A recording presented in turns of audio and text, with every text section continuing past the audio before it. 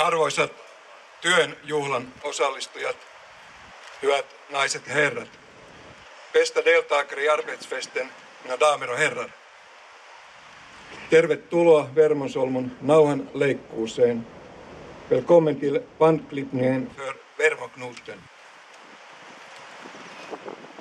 Tämä on siis työn juhla, eli kaikkien teidän juhlanne, jotka olette tätä kohdetta kaipailleet, suunnitelleet ja toteuttaneet. Här firar vi alltså arbetet, det vill säga att det är en fest för alla er som har längtat efter den här korsningen, planerat den och genomfört den. Tämä eritaso ei ole irrallinen liittymä, vaan se on oleellinen osa tien ja ympäristön parannustöitä Leppävaarassa, Kehä Yhdellä ja Turun väylällä.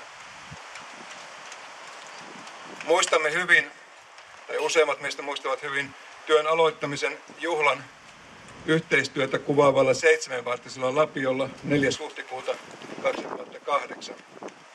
Muistamme myös symbolisen tunnelien pohjan tervaamisen. Nyt avaamme ensimmäisen lopulliseen muotoonsa parannetun osan. Muut osat tunneleineen tulevat kohta perässä. Nu öppnar vi den första delen som har byggts om i slutlig form. Mikä merkitys sitten on tällaisella juhlalla? Yleinen merkitys tällaisella juhlilla on sama kuin mitä talon rakentamisessa on jo vuosisatoja ollut harjannostajaisilla. Ne ovat työn juhlia.